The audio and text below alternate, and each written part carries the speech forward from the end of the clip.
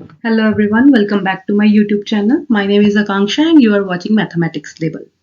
So आज का जो हमारा टॉपिक है दैट इज मैट्रिसेस, उसकी हम टाइप्स देखेंगे और ऑपरेशंस उसके ऊपर हम कौन कौन से अप्लाई कर सकते हैं that we will see. So let's get started. अभी पहले नंबर पे मैट्रिक्स है क्या. हमारे पास एक्चुअल में होता है मैट्रिक्स. मैट्रिक्स की ही जो प्लूरल फॉर्म है उसको हम बोलते हैं मैट्रिसेस. ठीक है जी. तो मैट्रिसेस है क्या एक्चुअल में?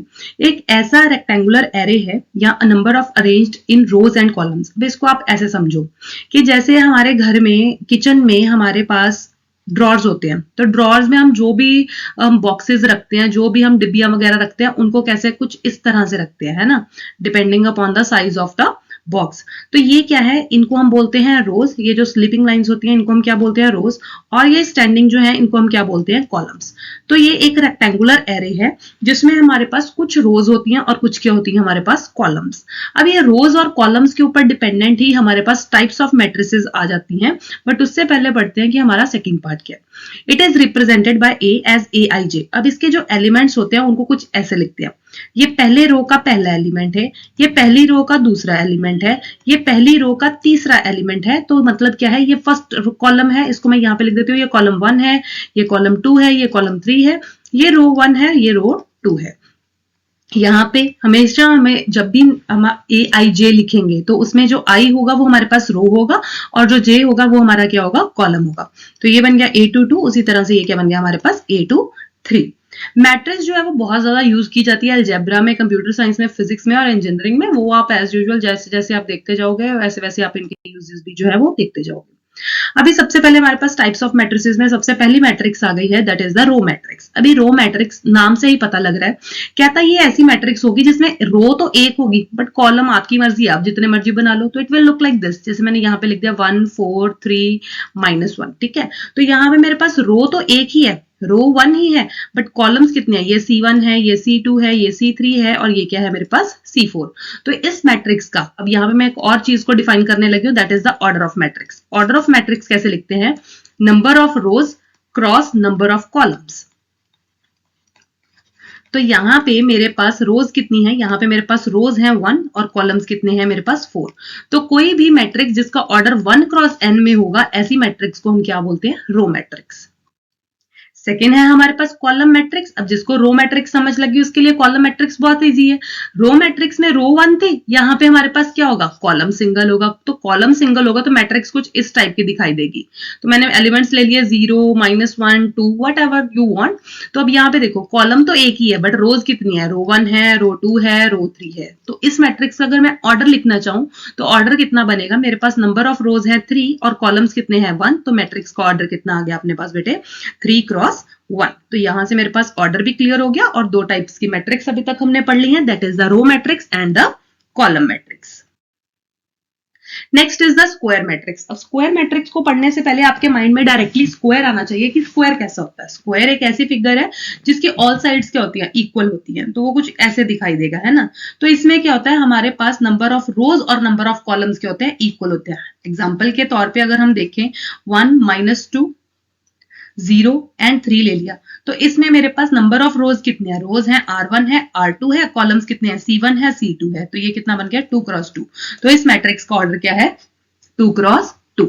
तो जिस मैट्रिक्स में मेरे पास नंबर ऑफ रोज और नंबर ऑफ कॉलम्स आपस में इक्वल आ जाए, ऐसी मैट्रिक्स को हम क्या बोलते हैं बेटे, ऐसी मैट्रिक्स को हम बोलते हैं स्क्वायर मैट्रिक्स.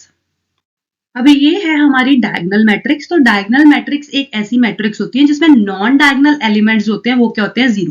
तो कुछ में अगर square, this is the type of square matrix. तो ये एक ऐसी स्क्वायर मैट्रिक्स है जिसके diagonal elements, this is the main diagonal, diagonal elements तो जो मर्जी हो सकते हैं बट मेरे जो नॉन डायगोनल एलिमेंट्स है वो क्या होंगे मेरे पास, 0 0 0. तो नॉन डायगोनल एलिमेंट्स 0 हो. हाँ ये भी हो सकता है कि अगर मेरे डायगोनल एलिमेंट्स भी 0 हो तो भी चलेगा, क्योंकि मेरी जो कंडीशन इंपोज्ड है ना वो किसके ऊपर है, नॉन डायगोनल एलिमेंट्स के ऊपर.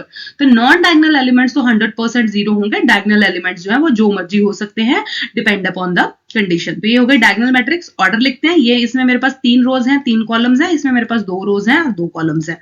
तो diagonal matrix is the type of square matrix. Diagonal matrix जो है ये क्या है, टाइप ऑफ स्क्वायर मैट्रिक्स है. नेक्स्ट आ गया बेटे identity matrix. Identity matrix diagonal matrix का ही पार्ट है। डायगोनल मैट्रिक्स में हम क्या बोलते हैं कि हमारे जो नॉन डायगोनल एलिमेंट्स हैं वो तो जीरो होंगे, बट यहाँ पे हम क्या कहते हैं कि diagonal elements are one, others are zero. अब आइडेंटिटी मैट्रिक्स एक बहुत सुंदर सी मैट्रिक्स है जिसके डायगोनल में मेन डायगोनल, यहाँ पे क्या आएगा मेन डायगोनल, मेन डायगोनल में मेरे पास 1 1 होगा और जो बाकी एलिमेंट्स है वो क्या होंगे मेरे पास जीरो। तो ऐसी मैट्रिक्स को हम क्या बोलते हैं, this type of matrix is known as the identity matrix. तो इसका अगर हम ऑर्डर देखें तो रो 1, रो 2, रो 3, रो 4 और column 1, column 2, column 3 and column 4। तो ये क्या बन गया मेरे पास 4 क्रॉस 4 की मैट्रिक्स फॉर्म हो गई। Last one is the zero matrix. Zero matrix मतलब ऑल एलिमेंट्स आर जीरो, ऐसी मैट्रिक्स जिसके सारे के सारे एलिमेंट्स क्या होंगे जीरो। अब इसको मैं डायगोनल मैट्रिक्स भी बोल सकती हूँ, हाँ जी बिल्कुल बोल सकती हूँ कि डायगोनल एलिमेंट्स में मेरे पास ये जो नॉन डायगोनल एलिमेंट्स है ये जीरो होने चाहिए। तो वहां पे हम कंडीशन ये पढ़ के आए हुए हैं कि अगर हमारे पास नॉन डायगोनल एलिमेंट्स तो जीरो है, अगर डायगोनल भी जीरो हो जाए तो भी कोई प्रॉब्लम नहीं है, बट ये डायगोनल मैट्रिक्स की ही एक फर्दर प्रकार है जिसको हम क्या नाम देते हैं, जीरो मैट्रिक्स। अभी ये हमारे पास symmetric and skew symmetric matrices. Symmetric matrices क्या लिखी हुई है कि A ट्रांसपोज करें तो A के बराबर है। अब यहां से पहले पढ़ते हैं कि ट्रांसपोज क्या होता है। देखिए ट्रांसपोज का मतलब क्या होता है कि जो तुम्हारे पास रोज दे रखी हैं उनको कॉलम्स में बदल दो और जो कॉलम्स दे रखे हैं उनको रोज में बदल दो। करने के लिए अगर मैं एग्जांपल लूं 1 2 3 4 5 6, ये मेरी मैट्रिक्स है जिसका ऑर्डर कितना है, रोज है 3 और कॉलम्स है 2, 3 क्रॉस 2। अगर मैं इसका ट्रांसपोज लूं तो वो क्या बनेगा, मैंने बोला कि जो कॉलम्स हैं ये जैसे कॉलम C1 है इसको रो 1 में चेंज कर दो, this will be represented like this 1 3 5। Column 2 को रिप्रेजेंट कर दो रो 2 में, ये बन जाएगा 2 4 6।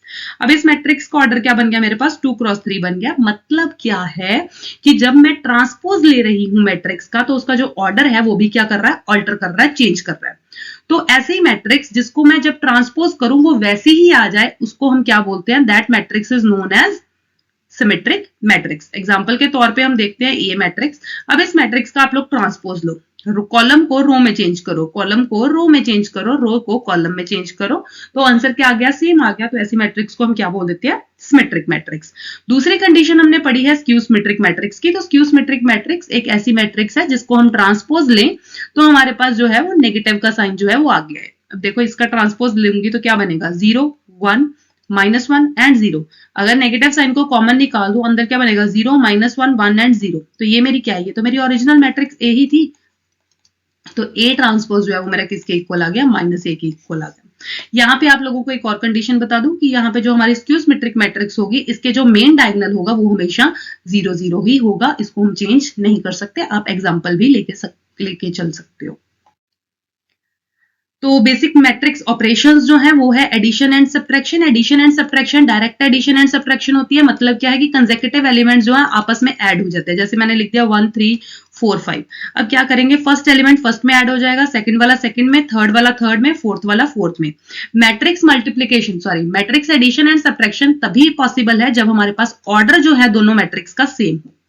ऑर्डर क्या हो मैट्रिक्स का, सेम हो, तभी ये हमारे पास पॉसिबल है। जैसे ये 1 + 1 2 हो जाएगा, 3 + 2 5 हो जाएगा, 4 + 3 7 हो जाएगा, 5 + 4 9 हो जाएगा। So this is the addition. इसी तरह से आप लोग सब्ट्रैक्शन भी ट्राई कर सकते हो।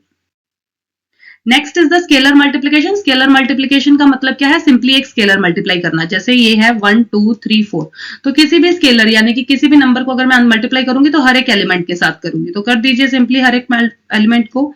तो 2 1 2 2 2 4 3 2 6 4 2 8। ये मेरे पास हो गई स्केलर मल्टीप्लिकेशन। अभी नेक्स्ट है हमारे पास मैट्रिक्स मल्टीप्लिकेशन। देखो मैट्रिक्स मल्टीप्लिकेशन के लिए ना हमारे पास कुछ कंडीशंस होती हैं। मान लो कि पहली जो मेरी मैट्रिक्स है ना वो है m क्रॉस n की, तो जो दूसरी मैट्रिक्स है वो आपके पास दे रखी है p क्रॉस q की।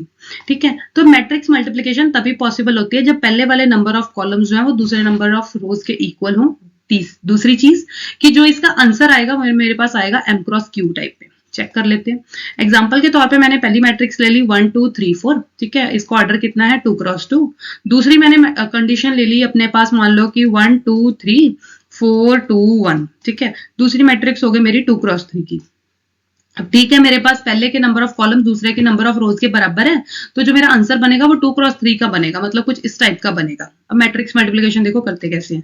सबसे पहले ये पहला एलिमेंट उठाएंगे, ये पहले की पूरी रो के साथ मल्टीप्लाई कर देंगे। ये बनेगा 1 × 1 3 1 3।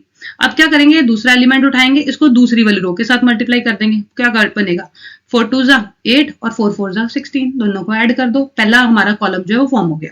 अब दूसरा एलिमेंट उठाओ, दूसरा एलिमेंट यानी कि एक कॉलम सेकंड का फर्स्ट एलिमेंट, इसको पहले के साथ मल्टीप्लाई करो, पहला यानी कि पहले पूरे के पूरे कॉलम के साथ, ये बनेगा 2 1 जा 2, नीचे बनेगा 3 2 जा 6। अब ये जो नीचे वाला 2 है इसको दूसरे कॉलम के साथ मल्टीप्लाई कर दो, तो दूसरे कॉलम के साथ करोगे क्या बनेगा, 2 2 जा 4, 4 2 जा कितना 8, तो इसकी कहानी भी खत्म होगी। अब लास्ट, ये पहला एलिमेंट उठाओ थर्ड कॉलम का, इसको पहले कॉलम के साथ पूरे के साथ मल्टीप्लाई कर दो, ये क्या बन जाएगा 3 1 जा 3, आगे क्या बनेगा 3 3 जा 9। लास्ट ये 1 को किसके साथ मल्टीप्लाई कर दो, इस 2 के साथ, यानी कि ये कॉलम 2 के साथ, तो ये क्या बन जाएगा 2 1 जा 2 एंड 4 1 जा 4। तो देख लो आपके सामने ही है, आंसर क्या बन जाएगा 8 + 9 19। तो ये मेरी मैट्रिक्स जो है किस ऑर्डर की आ गई, this matrix is again 2 3 cross 3, यानी कि मेरे पास रोज हैं 2 और कॉलम्स कितने हैं बेटे हमारे पास यहाँ पे 3। आप इसके 2-3 क्वेश्चंस ट्राई कीजिए, अगर आपको फिर भी क्लियर नहीं होंगे तो हम दोबारा से एक बार मैट्रिक्स मल्टीप्लिकेशन जो है वो ट्राई कर लेंगे। ट्रांसपोज ऑफ द मैट्रिक्स ये हम ऑलरेडी कर चुके हैं, this is flipping of rose and column. मतलब क्या है कि अगर हमारे पास कोई मैट्रिक्स दे रखी है 1 2 0 -1, ठीक है, तो इसका मैं ट्रांसपोज लूंगी तो क्या करेंगे हम, इसके कॉलम्स को रोज में बदल देंगे, है ना। ये कॉलम C1 है, इसको रो में लिख दूंगी, 1 0 हो गया। ये कॉलम 2 है, इसको लिख दूंगी, तो ये 2 -1 बन गया। तो ऑर्डर पे कोई भी फर्क नहीं पड़ा यहाँ पे, क्योंकि मेरे पास मैट्रिक्स जो थी वो कौन सी थी, स्क्वायर मैट्रिक्स थी। अगर यहीं पे मेरे पास कोई रेक्टेंगुलर मैट्रिक्स होती है, रेक्टेंगुलर मैट्रिक्स ले लेते हैं, मैंने ले ली 1 -1 0 1 2 3, इसका ट्रांसपोज लूंगी तो क्या बन जाएगा, दिस विल बिकम 1 0 2, है ना। ये पहले कॉलम को मैंने पहले रो में बदल दिया, अब कॉलम 2 को दूसरे रो में बदल दो, -1 1 एंड 3। तो ऑर्डर देखो, यहाँ पे ऑर्डर था 3 क्रॉस 2, यहाँ पे ऑर्डर कितना हो गया 2 क्रॉस 3।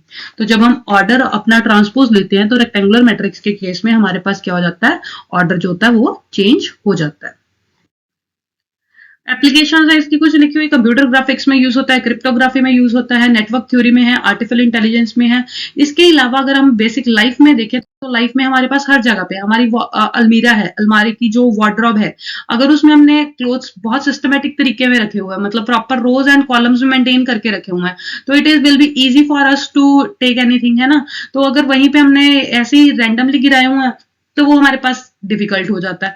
मतलब क्या, वहां पे हमने एलिमेंट्स को क्या लिखा होता है, रोज और कॉलम्स में सेटअप किया होता है। किचन में मम्मा ने अपने पास बर्तन रखे होते हैं या कोई भी मसाले वगैरह रखे होते हैं, दालें रखी होती हैं, वो क्या रखी होती है, columns proper rows and columns में मेंटेन करके रख देते हैं। उससे क्या होता है कि चीज को ढूंढना जो होता है वो इजी हो जाता है। तो वहां पे भी हमारे पास, उसके अलावा हम कंप्यूटर में देखते हैं हमारे पास एक्सेल शीट होती है, तो वो जो एक्सेल शीट है वो भी क्या है, नंबर ऑफ रोज और कॉलम्स ही तो है वहां पे भी हमारे पास, ठीक है। तो मैट्रिक्स के हमारे पास डेली लाइफ में भी बहुत सारे यूजेस हैं। So with this we are end with this lecture. Keep subscribing, keep liking us, और वीडियोस को देखते रहिए और सपोर्ट करते रहिए। Thank you so much.